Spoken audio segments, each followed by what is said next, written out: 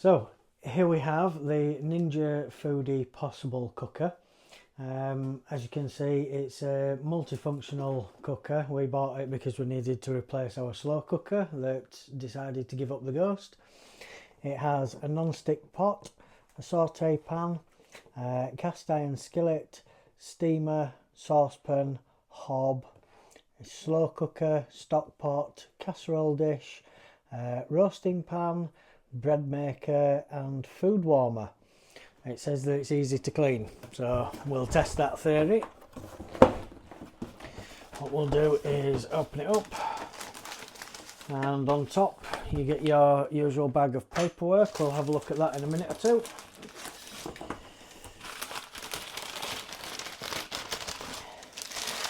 And in here we have the lid with a nice solid handle. And then we have the protective cardboard. Oh, sorry, in the cardboard you have quite a very chunky, handy ladle. Right, it slots in the lid. So it does. So there, as you can see, it slots in the lid there. It has a couple of teeth and it has a spout, so you can pour. So far it seems extremely well made, so I'll put this on here.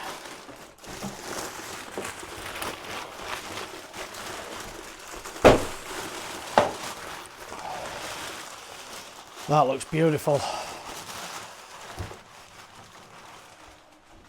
Now I'll shove that down there. A little bit bigger than I thought it was going to be, which is a good thing. I can do more food. And in here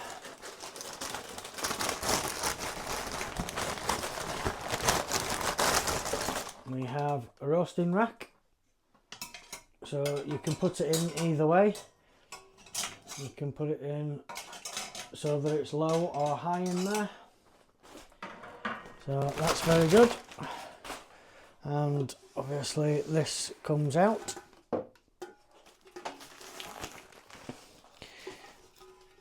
And we have a protective thing on here. Hopefully you can hear this.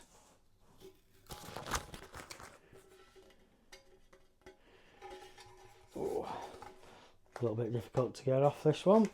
Tell you what, I'll rip it that way.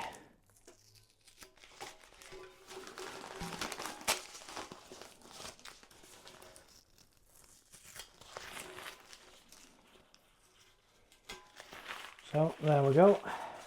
As you can see, we've got a nice coating inside here. It's all metal, so I believe you can actually put this in the oven as well, but I'll double check. And I'll put that there a second. As you can see, the inside of it, and hopefully you can see all of the controls on the front. So I'll go away and read the instructions, and then we'll come back and we'll get cooking. Right then, so we're just going to do something simple to start with. It's going to be a 12-hour cook. I'm going to do a slow cook beef in ale stew with one of these Schwartz packets. I've basically put one of them in just about a litre of water. I've added 500 grams of beef. I've diced it up and put it in, and then in the pot I've also put spring onions, onions, celery, carrot and swede. And then what we're going to do is get the lid, pop that on there. I've already plugged it in, so what we're going to do is press the power button, and I'm going to put it to low because it's going to be a 12-hour cook, and it wants to be on slow cook. Sorry, there we go. And then time, it goes up in 15-minute increments. So we're going to set it to 12, and then we will start. So there we go, that will start slow cooking and that will take about 12 hours. I'll stir it intermittently in between and then I'll come back once it's done and let you know how it tastes. Right then, so we've got roughly about 2 hours left on the timer for our lovely stew. And what I'm going to do some dumpling mix. This is the brand. Now it says to add between 60 and 75 millilitres of water. So during the course of doing this many times, I've figured out that 59 millimetre or quarter of a cup measurement is pretty much the perfect amount, and it produces nice dumplings. So what we do, we'll just grab our mix and we'll pour it in a bowl.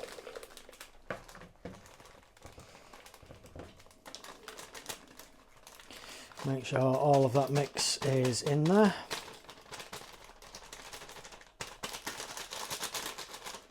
There we go. And then we'll fill this literally to the brim with water and then just pour it in and we'll mix it up.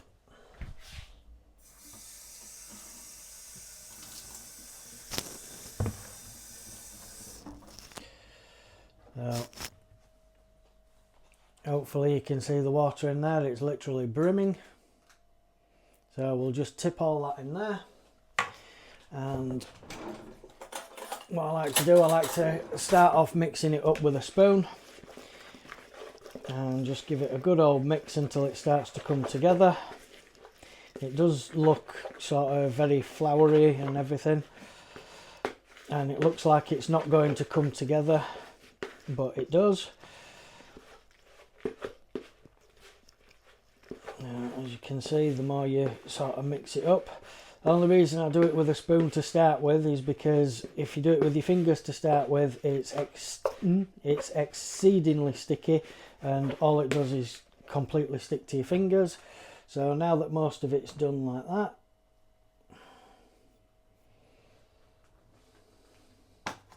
put my spoon there. All we'll do is we'll start kneading it, and eventually what will happen is it'll come together in one big dough ball.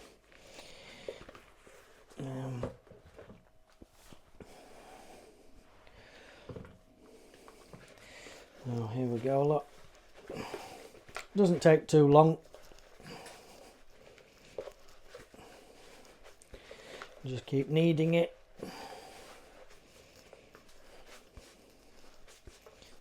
As you can see, it's starting to come together quite nicely now.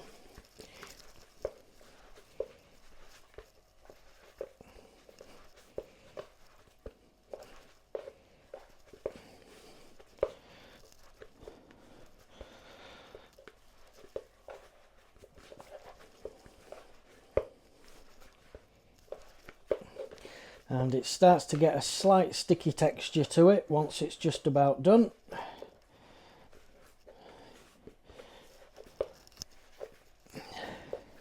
As I say, that was a 59 millilitre or quarter of a cup of water in there.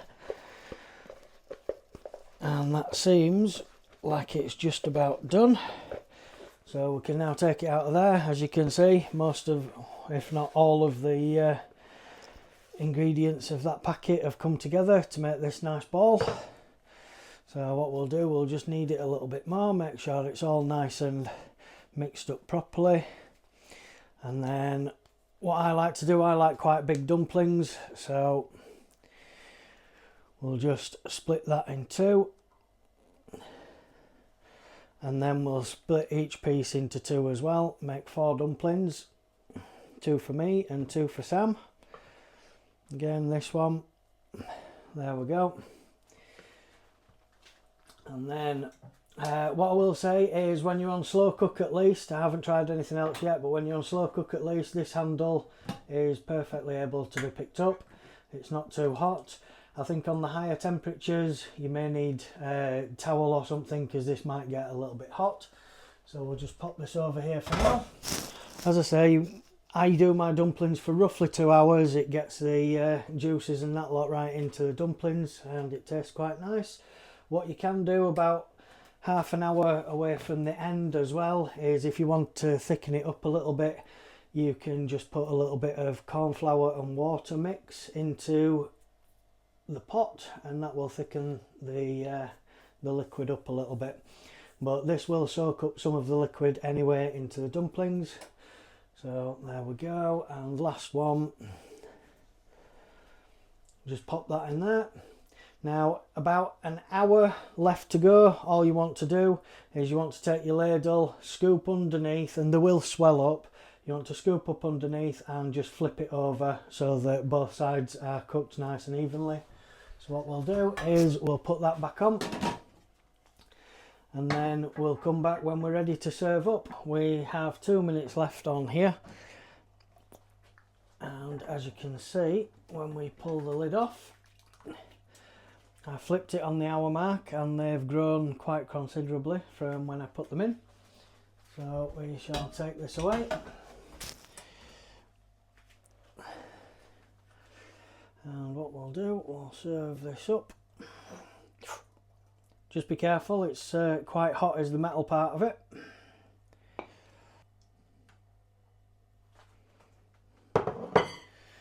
And there we are, as you can see. And there we go, there's the noise to tell you that it's stopped. So we can just press the power button on here. And it even says bye. So there we go. Right then, so now we'll get to the clean-up stage. So as you can see here, oh, a little bit of white stuff on there, I don't know what that is. So basically just lift this out. I have discovered in here, if Sam just lifts the phone up, there is a pressure plate here. And if this isn't pressing down on the pressure plate, then this will not heat up. And obviously if it's heated up and you lift this out, it will stop heating that plate. So that's a nice safety feature. So we'll give you an idea as to how easy it is to clean and if the sort of crap comes off there. So we'll give that a little fill up, a little bit of washing up liquid.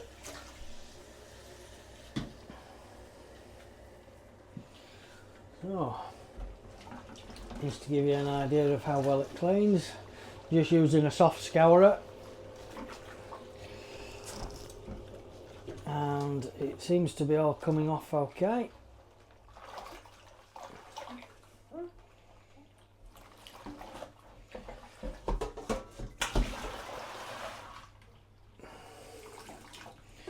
And yeah, basically just wipes nice and clean.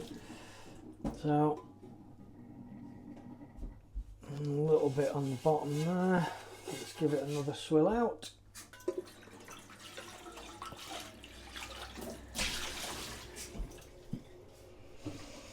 And there we go, nice and clean inside. So we'll leave that to drain off a little bit. Just let that dry off.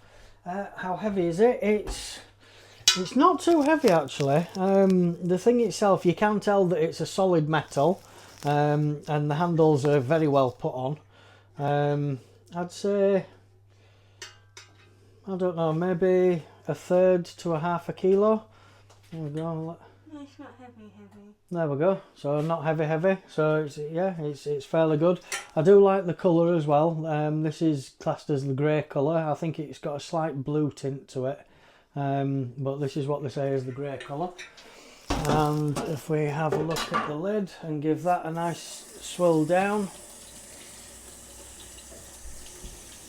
Yeah, not bad at all.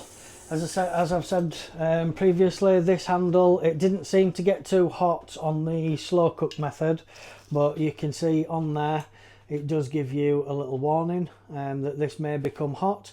But what I'm going to do is we're going to cook something else using a different setting in there, and I'll see if it does get hot on the other setting. Here I'm just washing the ladle off. There we go. Yeah, Sam did notice as well that once we'd had tea, so we maybe took, I don't know, 10-15 minutes eating, it did cool down. Oh, by the way, it did taste very nice. Did the tea. It was cooked, everything was nice and soft. The beef was very, very tender and tasty. There we go, so that's just washed off now and dried off pretty easy. So yeah, what we'll do, we'll discover something. Oh, by the way, I did forget as well, you do get this in the box, which is important safety instructions. You know, usually you get this type of thing. You get a QR code that you can scan. You get all of the parts listed there, and it tells you what the function buttons and everything do in there. And, you know, some more compliance information, I would say. So that's that. And you also get this little book here. So this is the Ninja Foodi Possible Cooker, and it gives you suggested recipes. So if we go in here, you can see you've got your cooking functions, getting started guide. You've got steak and ale pie recipe there. You have braised beef in red wine. That looks quite nice. Sausage and bean hot pot. You've got pot roast pork with peppers. We did notice as well that you can buy another cookbook, so we've ordered another different cookbook to see what we can do. It's specifically aimed at this. I did notice, well, Sam noticed yesterday as well, it even has a chocolate sponge pudding. And then this here is the steaming timetable, so it gives you all the timings for the steam function. So we'll decide on what we're going to cook in here next, and you should be seeing this next segment now. Right then, as you can probably see, we're going to be doing something a little bit differently. So we have a chicken, we have a couple of onions, and we have some cloves of garlic, which I'm now going to stuff inside the chicken.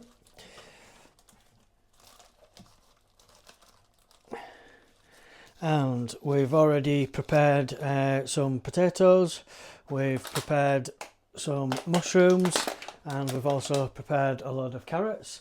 Now, while we've been preparing this, what I've done is I've put this on for 15 minutes.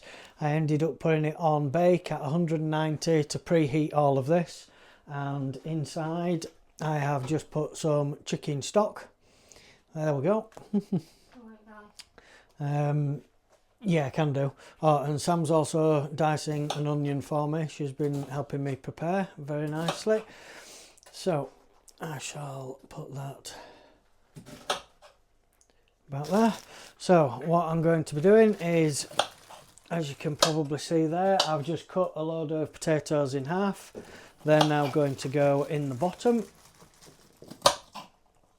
There we go for that one. And then we shall put our onion, spread all the onion about nicely.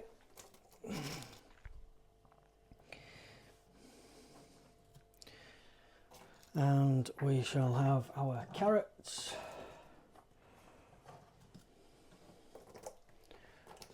There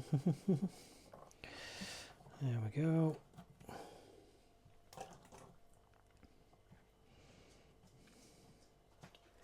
And our mushrooms. Spread them about nicely. Right, now hopefully we can get this rack and put it in there, and it seems like that will fit fine there. And then we shall grab our chicken. Now this chicken, what we usually do in the UK is 180 to 190 degrees, and we usually do 20 minutes a pound plus 20 minutes over. So in this case with this chicken it works out to be an hour and a half. There we go, that's in there. And I'm just going to quickly wash my hands. There we go. So basically we've got everything in the pot there. And what we're going to do is, I'll just stop that, put it back on again. It says hi. And we're going to put that round to bake. Temperature I'm going to put at 190. Helps if I put the lid on. There we go, the lid's on there. So 190, and I'm going to put the time to, let's have a look. So it's going up in 1 minute increments. Maybe could do with, if you hold it down, it would be better. Oh, there we go. So once you go past a certain point, it shoots up, so just keep an eye on that. So that's 1 hour 30 minutes. Then we're going to click start. And there we go, that's now cooking. So what I'll do is I will come back in about an hour to check it, check the temperature of the chicken, see how it's all getting on. And just one thing to note, because obviously the water in the bottom can potentially evaporate out of the little hole up here on the lid, just keep an eye on that. You may need to top it up, but I shall let you know how it goes. So then, we've got 39 minutes left. I've come to check on it a little bit earlier. As you can see with this, let's have a look. It's hottish, but it's okay to touch actually. We'll let Sam touch it. No, that's hot. Oh, okay. Right, so I have my granny's hands apparently, and apparently Sam says it's hot. So just be careful when you're lifting the lid. Obviously you can see the water draining off here because of the steam, and if you have a look in there, you'll be able to see that it's bubbling away quite nicely. So what we're going to do, we're going to check the temperature with a temperature probe, and we're going to go right down into the meat of it, and at the moment we are on about 77 degrees. So you will notice as well that the skin doesn't brown up, because obviously it's not like a massive heat source like an oven would be, but it is cooking. So we shall set that back on here. By the look of it, the stock that I put in to start with seems to be more than enough, so we'll leave that bubbling away. Also as well, if you are watching this, don't skip at the end, because we're not going to waste the bones of the chicken. I'm going to show you a recipe that my granny handed down to my mum and subsequently to me. We call it hobo soup, but it's basically you use chicken, onion, you use the stock from the bones on here, so that's your chicken stock. We use onion, carrots, and we actually use rice with a bit of chicken stock, but I'll show you that afterwards. So it's another meal that you can create. It will last, you know, 3 or 4 days, and it means that you're not wasting anything after, but we'll show you that once we're done with this. So the timer went off. It's been just over a minute, as you can see, since the heat's come off, so it counts up obviously. That is a little bit hotter now. I'll take that off. What I'll do is we'll take the chicken out and we'll leave all of the potatoes and everything in the bottom so that it stays warm as we're carving the chicken up. Let's have a... Yeah, right, okay, bear with me a second. So obviously that's a little bit warm, but good thing about it being on a rack is you can take it out there. Oh, let's empty some of that water back in there.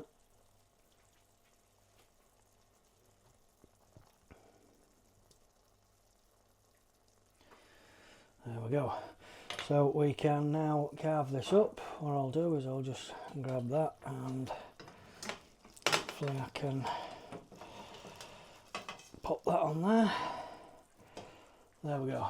So we'll get, as you can see inside here, it's still bubbling away nicely. So we'll get this all served up and I'll show you it once it's all plated up. Right, so as you can see, we've served that up, and that's how it all looks. It smells absolutely amazing. What we did notice is, as you can see, they've come off in pretty much full breasts. That, it just literally falls off the bone. So for instance, when I was trying to take one of the legs off, the bones just came straight out. So with this bit, once this lot's all emptied out, I'll probably come back for seconds, that's why that's still left in there. But once that's all done, what you want to do is separate your bones and the rest of the chicken. So I'm going to wait for that to cool down just a little bit because it's very, very hot. So you want your chicken in one pile, all your bones in another pile. Then all of your bones will go back in here after this is all emptied out. Top it up with a load of water, and then you want to boil it for roughly about an hour, and then I'll show you what to do once that's all been boiled up. What I've done now is we've separated all of the chicken and the bones, and what we have left, if I bring this over here, is I've put a load more water in here. Obviously I've taken as much of the other stuff as I can out, and we've got the bones. I've set this to 230 degrees. I've put it on to bake, and I've put it on for 1 hour. So basically that'll get up to temperature very shortly and start boiling. And then once that's done, I'm going to get a big bowl and empty all of this lot through the sieve, so that I can then be left with the separated stock and the bones. The bones will then be going in the bin, and the stock will be going back into this pan. So we'll come back once I've done that, and I'll show you the next step in making the soup. This is all boiled off for about an hour, and yeah, so probably again this might be a little bit hot, the handle, so just be careful. But like I said, I have asbestos hands, I think. Here we go, you can see that's there. What we're going to do now is run it through a sieve to get that, and there we have a load of lovely chicken stock. Now, depending on if you want to make more, or more soup than the stock provides, you can just add extra water. What I will grab is some chicken stock cubes, just to add a little bit more flavour. You can put sort of between 2 and 4. There's no exact measurements, that's why I'm not giving you exact measurements, I'm just showing you how to do it. But for what we're going to make, I'm going to put 2 in here.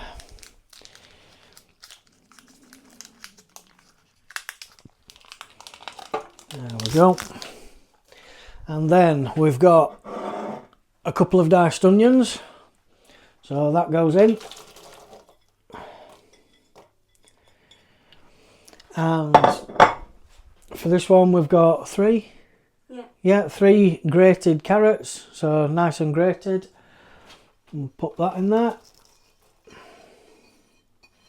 Don't forget the pudding rice. Oh yeah. And we'll give that, let's just get one of these for now. Give that a little bit of a stir, make sure it's all nice and mixed up. I think I will add a little bit more water, because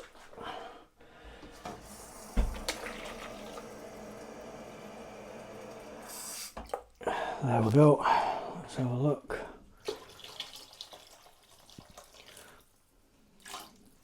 There we go. So as I say, there's no exact measurement. We shall take a bit of salt just to season that off, a little bit of pepper. There we go. And what I'm going to do is, first I'm going to put this on. I'm going to turn it to slow cook. I'm going to put the temperature down to low, and I'm just going to do it, well, say 6 hours. Basically I'm just using that as a guide for the moment. But what you want is some short grain or pudding rice. And what we'll do, just to show you, so if you come and go over here a bit, so as you can see, the depth of that, there's not really, it doesn't look like there's a lot, but there is quite a bit in there. So for that, just for now, I'm going to grab 2 handfuls. So 1 and 2.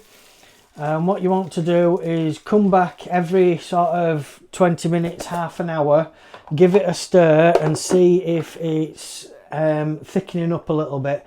If you think that it's not going to thicken up, you can always add sort of half a handful more rice and then leave it to cook off. So we'll start that now, and there we go, and that is everything setting off.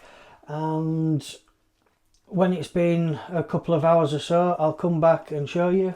It does actually taste exceedingly nice, and it's very, very filling.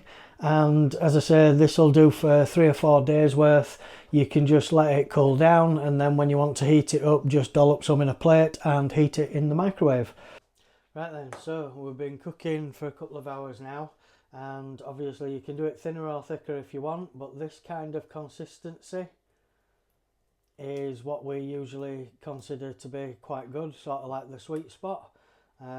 We've already had a bowl and I forgot to film it before we actually dished it out, so that's why I'm showing you now. But we've had a couple of full bowls and we've still got sort of 3 or 4 bowls left. So that's my granny's and then my mum's, and obviously passed on to my chicken soup. So as promised, we're going to try chocolate sponge pudding. I'm going to do it as it is in the recipe. Now personally, looking at the ingredients and the size and the vastness of this, I don't know if it's going to be a very wide and shallow cake. If it does turn out like that, then what I would say is double up on the ingredients. So that you know the ingredients: 225 grams of butter, softened, plus a little bit extra for greasing, but I've got that in the fridge, so that's fine. 300 grams of brown sugar. You want 4 large eggs, 1 teaspoon of vanilla extract, so something like this. Then you want 75 millilitres of milk, 175 grams of self-raising flour, 75 grams of cocoa powder, and that's to be divided. It says a little extra for dusting. 2 teaspoons of baking powder, which I have there, and 250 millilitres of boiling water. Now it says whipped cream or ice cream to serve with, but we're going to have some light ambrosia custard, Devon custard. So that's the only change that I'm making here, but you can decide for yourself what you want with it. So to start with, we want to, according to the directions, grease the inside of the pot with butter. So Sam's going to get that out for me now because she's an absolute angel. The stalk. Thank you very much. Greasy, greasy.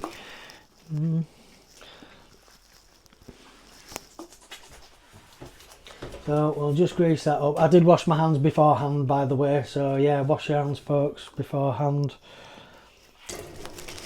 There we go. So that's that greased. Then it wants us to, in a large bowl, add the butter, brown sugar, eggs, vanilla extract and milk. Sift in the flour and 40 grams of the cocoa powder and the baking powder. So I have to remember not to use all of the cocoa powder.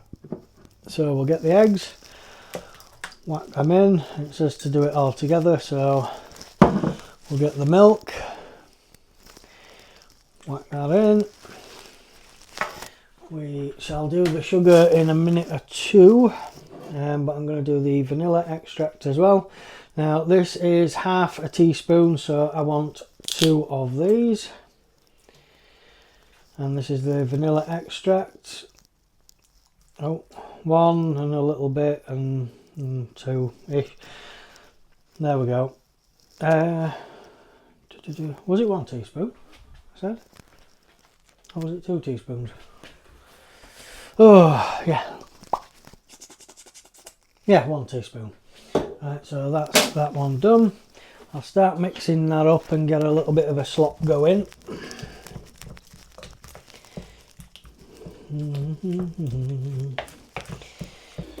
Right then, so it doesn't seem to be mixing overly brilliantly, but that's probably more me than sort of the ingredients. I'm not the best baker in the world. So we didn't want the full amount, we wanted about 40 grams, so we'll just kind of judge it. Yeah, there we go. Roughly about it. So we'll get this mixed in. There we go. Oh, and the baking powder, don't forget the baking powder. Do you know what? I'm not following the recipe, it's all going in together. Because that recipe seems bloody stupid. You're basically mixing it together to then mix it in there once it's done. So we're just going to do it like this instead. Oh, there we go, spot on. So if anybody's wondering, this on maximum, it is the Breville 1 cup. On the maximum there, it gives you exactly 250 millilitres of water. So we'll whack that in there as well. There we go. And be careful not to go too mad with boiling water in there. Yes, okay, we get it. Because been out to the hospital and had a barrage of tests today with regards to my ticks and my still possible, because they still haven't said that it's definite, but they've said possible functional neurological disorder. So that's great. Yeah. Right, so it says pour it in. Yeah. Right, okay, so we'll pour this in here. There we go. Still think it's going to be a slightly shallow cake, but we shall see. Oh, maybe not. Make sure we get all of that chocolatey goodness in there. A bit. And then it says you want to, oh thank you darling, so we'll turn it on. We shall turn it to bake, which is,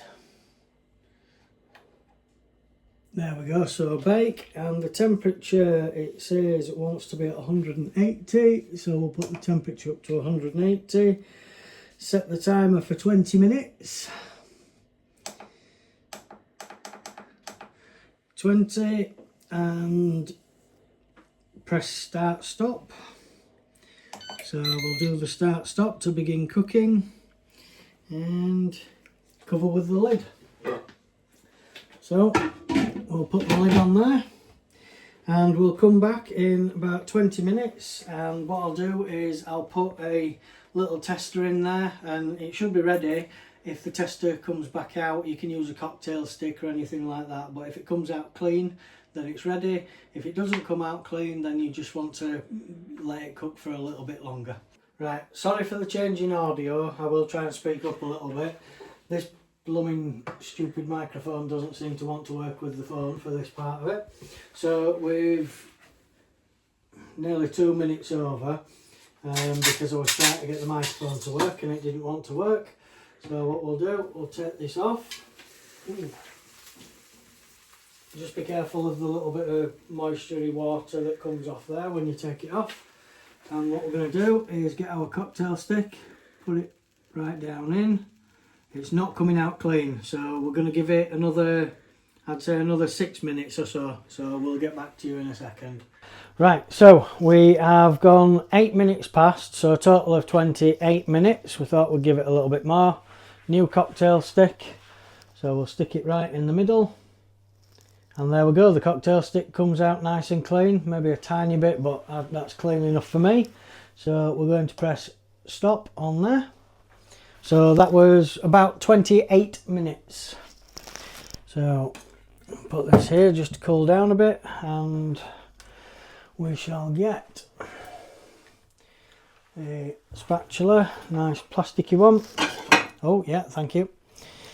Right, and let's have a look. Shall I just do it in 4? Yeah. Right, and it is quite deep.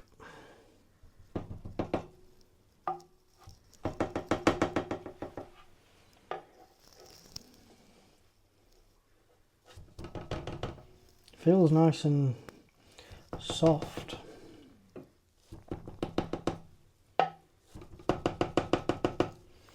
Right, now is going to be the trick. Can we get it out? Oh. In answer to that question, yes, and it does feel quite nice and spongy. So it is a big piece of cake. Right, so we'll get this bit. There we go. So to give you an idea of how thick it is, there we go. And you can see in there, it looks like it's pretty much baked all the way through. So we're going to serve it up with custard, and tell you what, let's have a little. That is beautiful and spongy. That is a really nice cake. I'm impressed with it.